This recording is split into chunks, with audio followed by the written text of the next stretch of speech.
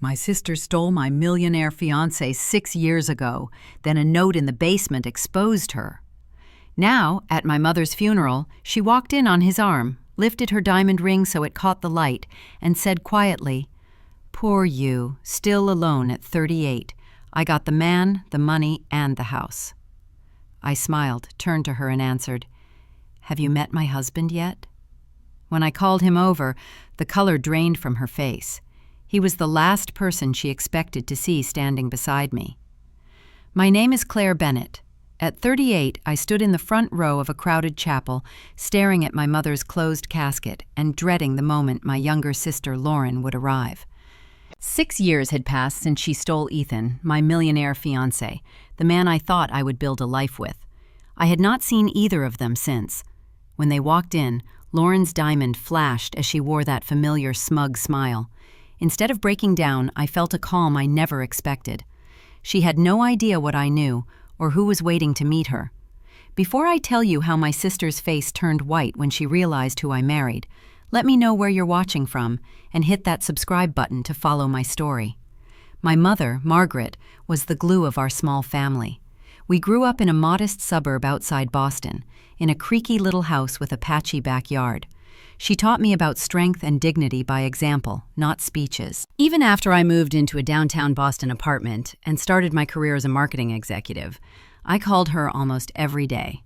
She was my sounding board, my advisor, and my biggest supporter. 8 months before the funeral, everything changed. Mom was diagnosed with stage 4 pancreatic cancer. Sitting in that cold exam room, listening to the doctor talk about limited options, I felt the floor drop out from under me. Despite the treatments, we all knew we were counting months, not years. Mom focused more on Dad and me than on her own pain. She spent her final weeks at home, surrounded by family photos and familiar furniture. One evening, as rain tapped against the bedroom window, she squeezed my hand and whispered, "Promise me you'll find peace in your life, Claire."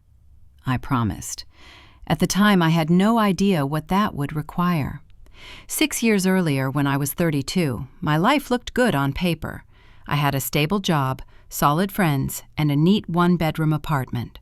But I worked 60-hour weeks, and my dating life was a string of quiet disappointments. Then I met Ethan Carter at a charity gala through my college friend Olivia. He was calm, confident, and charming, the kind of man people naturally moved toward. A self-made tech millionaire at 36, he had the kind of story business magazines loved. We connected instantly. We talked about work, travel, and the kind of life we wanted. Our first date was at an upscale restaurant overlooking the harbor, soft lighting, city lights on the water. On the ride home, I called my mom and said, "I think I met someone special." Our relationship moved quickly. Weekend trips to Martha's Vineyard, box seats at the Symphony, reservations at restaurants I could never have afforded alone.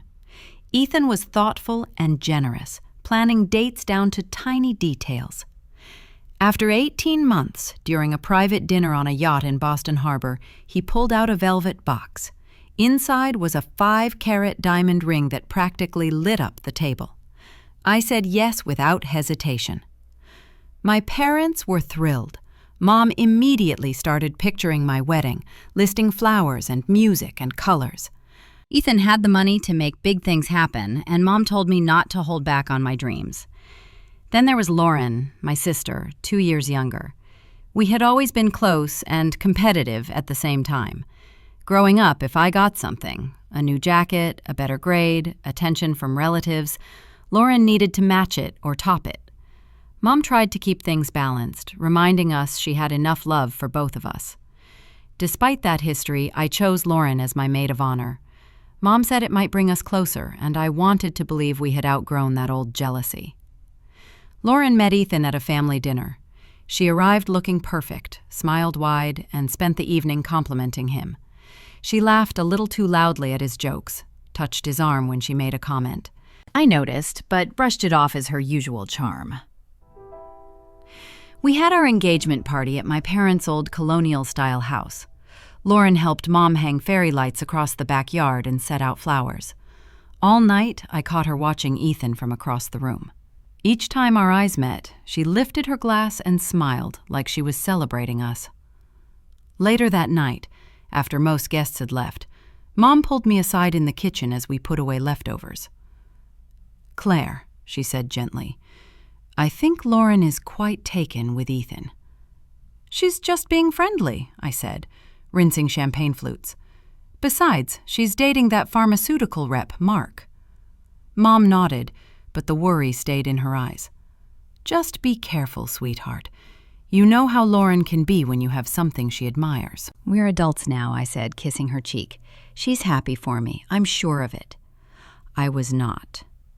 3 months before the wedding, things started changing. Ethan began working later, answering texts at odd hours with excuses about international clients. Our Friday dates were repeatedly pushed for urgent meetings.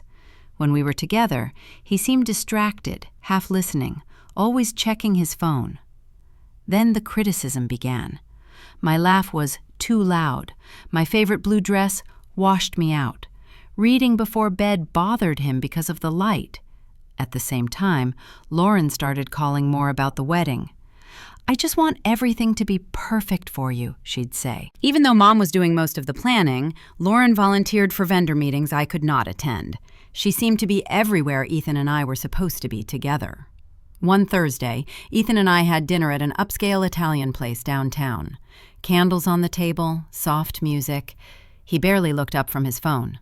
After his phone buzzed for the 5th time, I asked, "Is there something more important going on somewhere else?" "Just work," he said, flipping the phone face down. "You know how it is before a launch." But I did not feel like I knew anything anymore. Later that week, while doing his laundry, I caught the scent of unfamiliar perfume on his shirt. Heavy and floral, nothing like what I wore. He noticed my expression. "Oh, that must be Lauren's," he said. "I drove her to the florist last week. She mentioned losing an earring." "You never told me you drove her," I said quietly. "Didn't I? It must have slipped my mind," he replied. "It wasn't important." When I called Lauren, her story matched his perfectly. Relief in her voice. "Oh, I've been looking everywhere for that," she said. "Ethan helped me out while my car was in the shop." Too neat.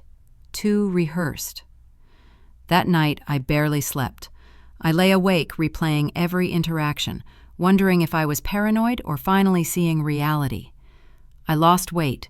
Dark circles formed under my eyes, and I started seeing a therapist without telling Ethan.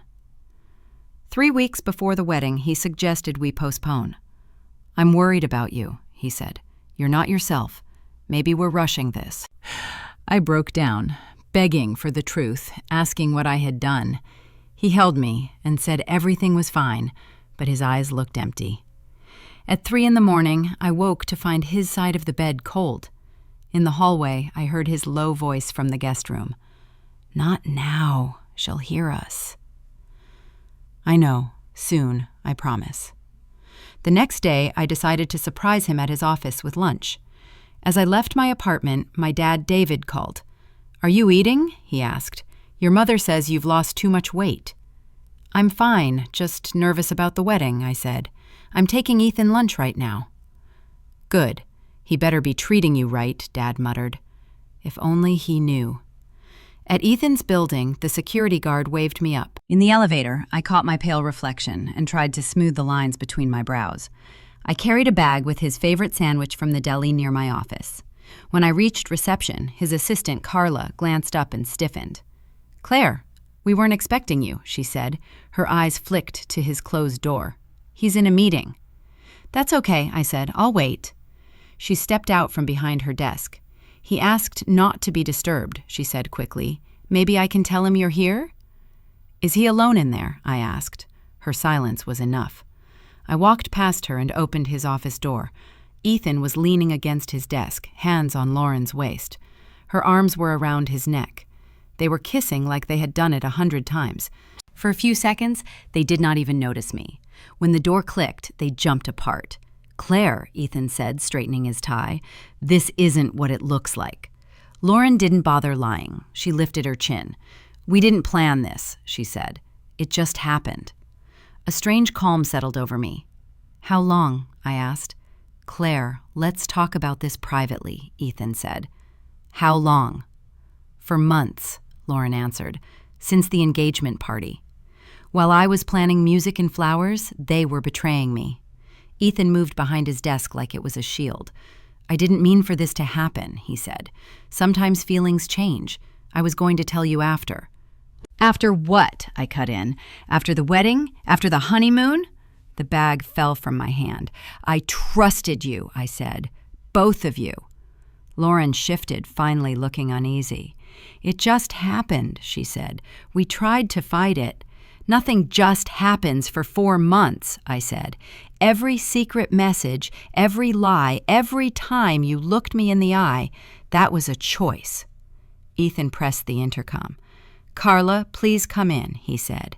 When she stepped in, he added, "Please escort Claire out. She's upset." "I'm escorting myself out," I said. Somehow my voice stayed steady. "You deserve each other." In the elevator, I fell apart. By the time I reached my car, I was shaking so badly I could barely hold my keys. The drive home is still a blur. I remember ending up on my bathroom floor, phone in my hand, sobbing as I called my mother. Within an hour, my parents were there, using their spare key when I couldn't open the door. Mom held me while I told them what happened. Dad paced, face red. "I'll deal with him," he muttered. "Both of them." "David, your heart," Mom warned, though her jaw was tight with anger. The next days passed in a fog. Mom sat beside me as we canceled the wedding. Dad handled the money and contracts. When I returned the engagement ring, I left it with the doorman at Ethan's building. I saw enough through the lobby windows to know Lauren had already moved in. Her things were on the shelves where mine had once been. Ethan's email about dividing our shared assets was cold and efficient. He mentioned that Lauren had helped him list my remaining belongings. Through mutual friends, I learned they had been meeting whenever I worked late or traveled. Lauren had gone after him on purpose, finding reasons to be alone with him, sending messages when I wasn't around. The story spread fast. Some friends stayed loyal to me. Others drifted toward Ethan, drawn by his influence. A few even admitted they had noticed the chemistry between him and Lauren, but didn't want to get involved. That hurt almost as much as the betrayal. Mom became my anchor. She brought food when I couldn't eat, stayed overnight when the loneliness was too loud, and listened to me repeat the same questions over and over. She tried to bring Lauren and me back together with family dinners. Instead, they turned into silent meals. Or arguments. At one dinner, when I quietly ignored Lauren's request to pass the salt, she snapped. "You always got everything first," she said. "The grades, the job, the apartment. For once, I got something before you did." "My fiancé wasn't a prize," I said, voice shaking. "He was someone I loved." Mom's voice cut through the room. "Lauren Marie, apologize to your sister." "For telling the truth?" Lauren shot back. "Ethan chose me. He loves me now." I stood up and pushed my chair back. "I can't do this anymore," I told Mom. "I'm sorry." That was the last time I had dinner with my sister present. The stress weighed on my parents. Dad's heart problems worsened. Mom seemed to age in front of me. 6 months after the affair came to light, I hit rock bottom. My therapist diagnosed me with depression. At work, I struggled to focus and eventually broke down during a big client presentation. We lost the account, and my boss gently suggested I take time off. Staying in Boston felt impossible. Every street, restaurant, and coffee shop held a memory of Ethan or Lauren.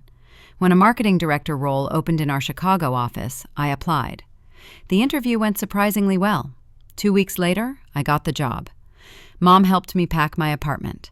As we wrapped up my things, she finally asked, "Do you think you'll ever forgive Lauren?" "I don't know," I said. "Not now. Maybe not ever." "Forgiveness isn't about them," she said softly. "It's about you." "I'm freeing myself by leaving," I replied. She hugged me tightly. "Promise you'll call," she said. "Don't shut us out." "I promise." Leaving Boston was harder than I expected. Dad hugged me longer than usual at the airport. "Go build a life so good they regret everything," he said. My first weeks in Chicago were lonely. My studio felt empty. I worked late just to avoid going home. I ate takeout at my desk and fell into bed exhausted. Then, One Sunday morning, my phone rang. "Claire," Mom said carefully, "I wanted you to hear this from me, not from social media. Lauren and Ethan got married yesterday." A small civil ceremony. A photo in a Boston Society feature. Lauren in a simple white dress, beaming beside him, my old engagement ring on her finger. That night, I drank alone, scrolled through old photos of Ethan and me, and cried until my eyes were swollen. I called in sick the next day, unable to face anyone. But as the morning light came through my blinds, something shifted. I decided that day would be the last day I gave them control over my happiness. I deleted every photo of Ethan from my phone. I blocked both him and Lauren on social media. Then I stood under a hot shower and imagined that grief washing down the drain. At work, I threw myself into new projects with a focus I had not felt in months. When Mom passed, it felt like time itself cracked open. Logan and I had rushed back to Boston, but even standing beside her hospital bed, watching her slip away, didn't make it real. She was the center of everything good in my life, and now she was gone. I called Lauren the moment I could speak. "Mom's gone," I whispered. A sharp breath on the other end, then silence. "I'll be there in an hour," she said, her voice trembling. When she arrived at our parents' house, we hugged briefly, awkward, stiff, not out of love but obligation. Still, we managed to focus on Dad. He was hollowed out by grief, moving like a shadow. Between funeral plans and visitors, we barely spoke, but I knew the real confrontation was still ahead. Mom's funeral, where 6 years of bitterness would share one room. The morning of the funeral was gray and wet, the kind of rain that feels personal. I stood in front of the mirror in my childhood bedroom, smoothing the black dress that suddenly felt too tight around my ribs. Logan appeared behind me, quiet and steady in his dark suit. "I'm right here with you," he said, his reflection meeting mine. I nodded, taking a breath I didn't feel ready for. Downstairs, Dad sat at the kitchen table, staring at untouched coffee. He looked a decade older. "Ready?" I asked softly. He rose slowly. "Your mother always said funerals are for the living. I never understood that until now." The funeral home was already crowded when we arrived. Familiar faces blurred together, neighbors, cousins, old family friends. I stayed close to Dad, shaking hands, murmuring, "Thank you for coming," over and over. Then I felt the energy in the room shift, a low murmur spreading like wind through wheat. Lauren and Ethan had arrived. She wore an elegant black dress that shimmered subtly in the dim light. The diamonds at her ears caught every flash from nearby cameras. Ethan looked uncomfortable beside her, one arm possessively draped at her waist. Her engagement ring, once mine, sparkled on her finger, impossible to ignore. Dad stiffened beside me. I touched his arm. "Breathe." They made their slow approach, pausing to greet people. I focused on the framed photo of Mom near the casket, her warm smile holding me together. Lauren hugged Dad. His arms barely lifted in return.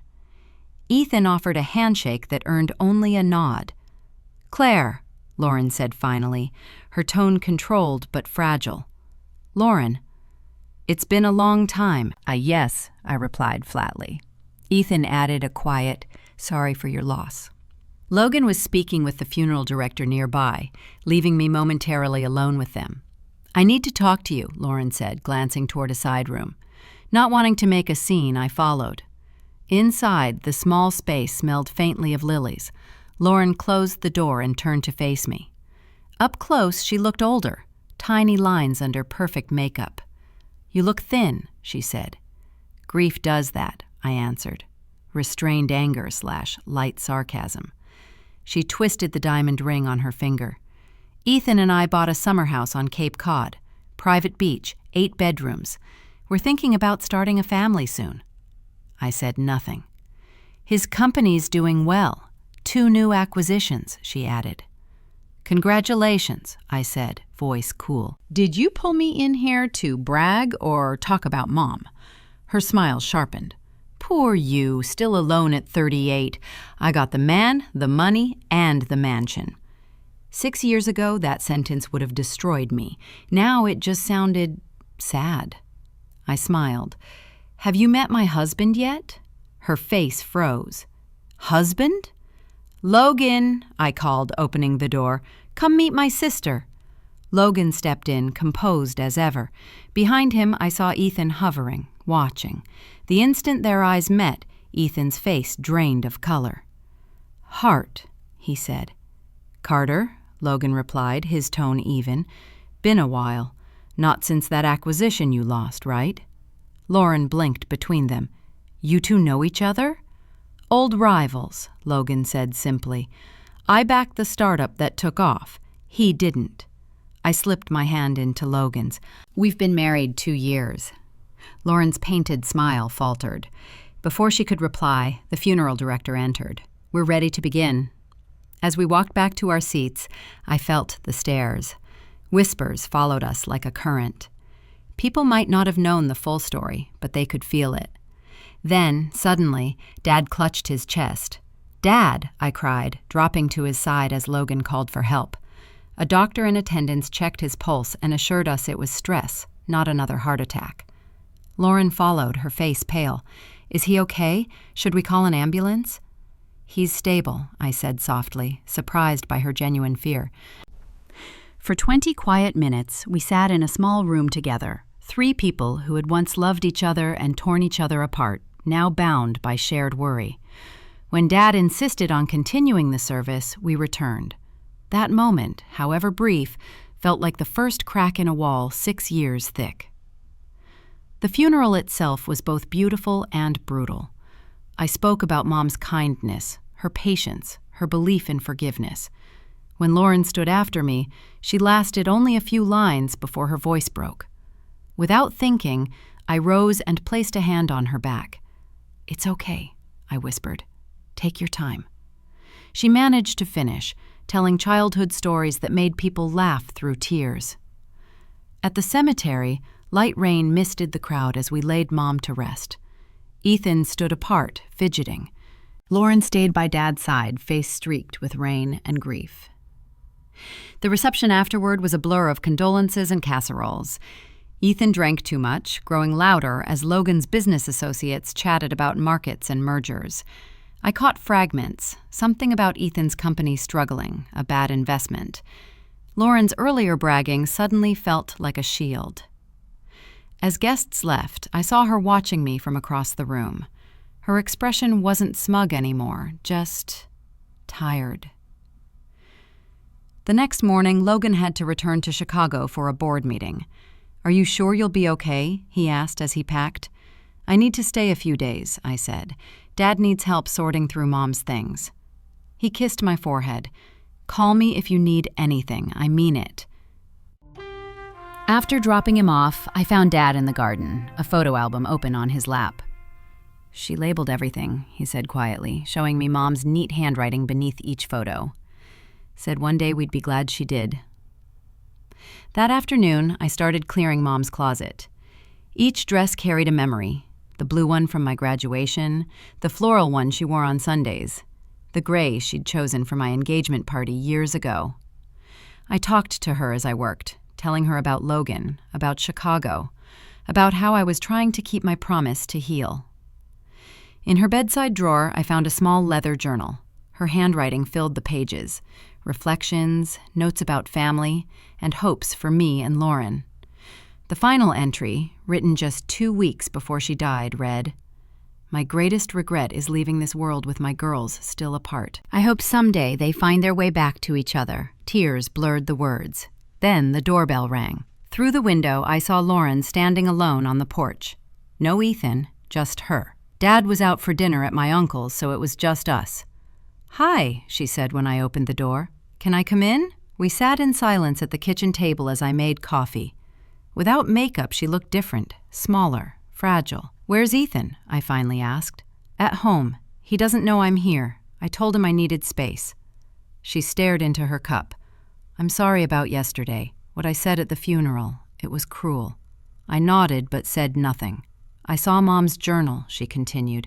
"Dad showed it to me. Her last wish was for us to reconcile. I found it too, I said quietly. But reconciliation needs honesty. Tears filled her eyes. You want honesty? Fine. I'm miserable, Claire. I have been almost from the start. Her confession poured out. Ethan's charm had vanished after the wedding. He became controlling, angry, obsessed with status while his company spiraled. Every luxury, every trip, every photo online was debt. He checks my phone, tracks my spending, she whispered. The man you love doesn't exist anymore. Maybe he never did. Then why stay? Shame, she admitted. How do I tell the world I destroyed my sister's life for someone who destroyed mine? And there's the prenup. If I leave, I walk away with nothing. I slid Mom's journal toward her. Read it. She turned the pages, tears dripping onto the paper. She knew, Lauren said, voice breaking. She always knew. I've hated myself for years, she continued. Every time Mom talked about you, how proud she was, I wanted to disappear. I'm talking to a lawyer now. I'm leaving him. I should have felt vindicated. Instead, all I felt was tired compassion. The sister who'd ruined me was already paying in ways I wouldn't wish on anyone. I don't deserve forgiveness, she said. But I needed you to know the truth before I start over. We spent hours sorting Mom's things, folding dresses, laughing through tears. Lauren told stories I'd forgotten. Mom baking 2 kinds of cookies because we liked different ones. The lunchbox notes she never repeated once. By sunset, the air between us felt lighter, fragile, but real. What will you do? I asked as she stood to leave. File for divorce, she said. Find a small apartment. Start over. And you? I'm going back to Chicago, I said. My life's there, with Logan. She smiled faintly. You seem happy. I am, I said truthfully. I'm glad. One of us should be. We hugged, a small, trembling thing, but a beginning nonetheless. Back home in Chicago, I returned to normal life, our brownstone, my work, quiet evenings with Logan. 6 months later, after years of waiting, I found out I was pregnant. The joy was overwhelming, the sadness too. I wished Mom could have been there to see it, but in small ways, she was. Every time sunlight hit the nursery walls or the wind rustled through the open window, I felt her. Lauren and I kept in cautious touch. She followed through on her promise, left Ethan, and found work at a modest marketing firm. The gossip didn't break her. If anything, it stripped her clean. Looking back, I realized, losing Ethan had once felt like the end of everything. In truth, it was the beginning of something better, something real. With Logan, love wasn't a show.